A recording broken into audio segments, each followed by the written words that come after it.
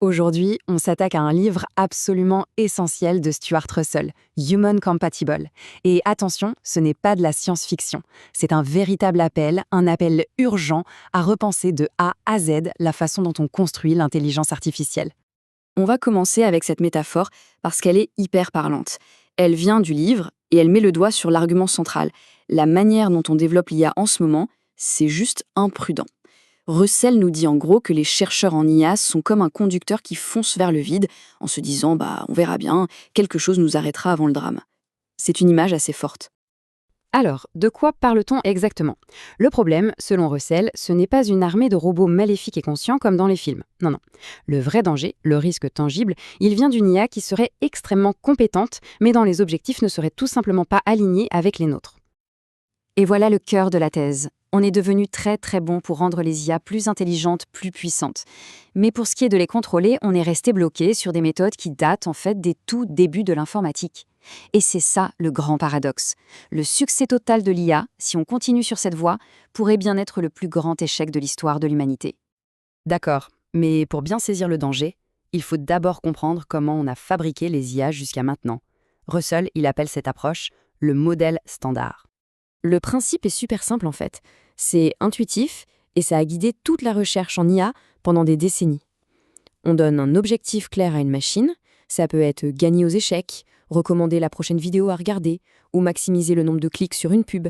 Et elle apprend à devenir la meilleure possible pour atteindre cet objectif. Point. Et au cœur de ce modèle standard, il y a un concept qui vient de l'économie, celui d'agent rationnel. Qu'est-ce que c'est? Eh bien, c'est une entité qui va poursuivre son objectif sans relâche, en optimisant absolument chacune de ses actions pour se rapprocher du but qu'on lui a fixé. L'image ici illustre ça parfaitement. Le tireur et le gardien ont des objectifs clairs, simples et opposés. Chaque mouvement, chaque décision est calculé pour maximiser les chances de succès. C'est exactement comme ça qu'on a appris aux machines à penser et à agir. Ça a l'air si simple et si logique, n'est-ce pas? On dit à la machine ce qu'elle doit faire et elle le fait de la manière la plus efficace qui soit. Mais c'est justement cette simplicité, cette logique implacable, qui cache un potentiel absolument catastrophique. On entre maintenant dans le vif du sujet, voyons un peu les conséquences, qui sont à la fois terrifiantes et pourtant parfaitement logiques quand une machine super compétente exécute à la lettre un objectif qui a été mal spécifié. Allez, imaginons un scénario. On a une IA surpuissante et on lui donne un objectif qui semble noble, fantastique, contre l'acidification des océans. A priori que du positif. Qu'est-ce qui pourrait mal se passer? Et voilà le piège. L'IA a atteint son objectif et elle l'a fait parfaitement. Le problème, c'est qu'elle l'a fait d'une manière qu'on n'avait absolument pas anticipée, avec des conséquences désastreuses. C'est ce qu'on appelle le problème du roi Midas. On obtient exactement ce qu'on a demandé, mais pas du tout ce qu'on voulait vraiment. Et attention, le danger ne vient pas que des accidents. Le modèle standard, par sa nature même, crée des outils extrêmement puissants qui peuvent être utilisés pour faire du mal de façon délibérée. On parle d'armes qui décident toutes seules de qui cibler ou de systèmes de contrôle social à une échelle qu'on n'a jamais vue. Le coût n'est pas seulement un risque existentiel, il est aussi économique et social. Ce graphique montre une tendance qu'on observe déjà. La productivité, tirée par la technologie, grimpe en flèche. Mais les salaires, eux, stagnent. L'IA pourrait accélérer cette divergence d'une manière absolument spectaculaire. Bon, le constat est assez sombre. Mais si le modèle standard nous mène droit dans le mur, est-ce qu'il y a une alternative? C'est là qu'on passe à la solution que propose Stuart Russell, qui n'est pas juste un ajustement, mais une refondation complète de l'IA.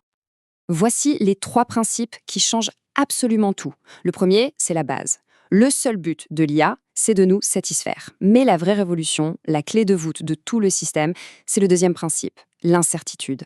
La machine, au départ, ne sait pas ce qu'on veut. Elle doit l'apprendre. Et comment elle l'apprend? Grâce au troisième principe, en nous observant. Cette petite histoire tirée du livre est géniale pour illustrer ce point.